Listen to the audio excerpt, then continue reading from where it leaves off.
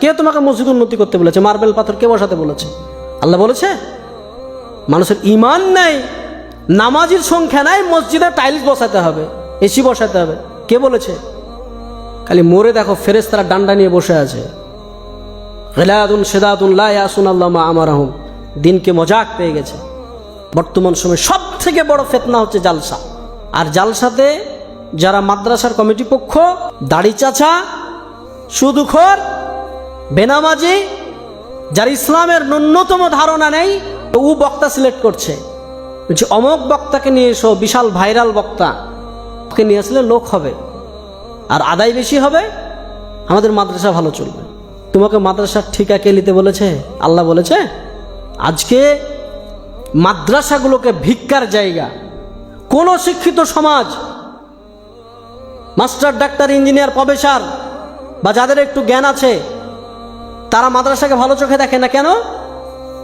আরে এই বেটাকে যদি এখানে ভর্তি করে দুদিন পর চাইতে যাবে, বেটা তুমি ভিক্ষা চাওয়া শিখাও। মাদ্রাসাতে এই যে জালসা সিজন, এখন ছোট ছোট বাচ্চাগুলোকে 1 মাস আগে থেকে তো ক্লাস নেই, বাড়ি বাড়ি চাল চাইতে পাঠাচ্ছে, যাও জালসা হবে, খানা হবে। তাই ছোট ছোট বাচ্চাদেরকে যাও বাড়ি বাড়ি চাল চেয়ে নিয়ে এসো। ওই মাদ্রাসার আন্ডারে যতগুলো পাড়া আছে, বাড়ি আছে, সব বাড়ি থেকে চাল চেয়ে নিয়ে আসে এই মাদ্রাসার তালবিলিমরা। এবার শিক্ষিত সমাজ কোন নজরে দেখবে? আমি তো চাইবো না যে আমার বেটা ওই বাড়ি বাড়ি চেয়ে বেটাকে আমি চাইবো নাকি? আমি তো জীবনে চাইবো না। আল্লাহ রসুল বলছেন উত্তম হাত যেটা দিল এটা হচ্ছে উত্তম, আর যেটা নিল এটা হচ্ছে আর উত্তম। আরে মুসলমানরা তো দেয়, আর তুমি ভিক্ষা করা শিখাচ্ছ।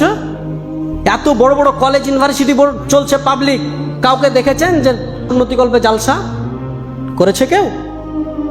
কেউ করেছে? আপনি বলেন যে আমরা চালাতে পারছি না, তোমরা ভিক্ষা দাও, বলেছে? ইসলামকে ধ্বংস করে ফেলেছে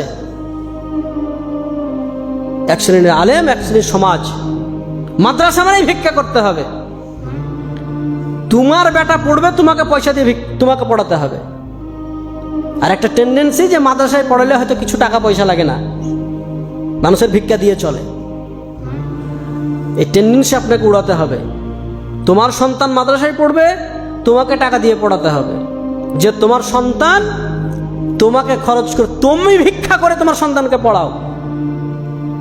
তোমার সন্তানের জন্য মাদ্রাসার কমিটি আর মাদ্রাসার আলেমরা কেন চেক নিয়ে বেড়াবে? দাও, একটা দোকানে গেছে, মৌলভী সাহেব চেক নিয়ে বলছে আমাদের মাদ্রাসাতে দেন। তো ওই দোকানদার বলছে ওইখানে বসেন, ওইখানে বসেন, দিছি।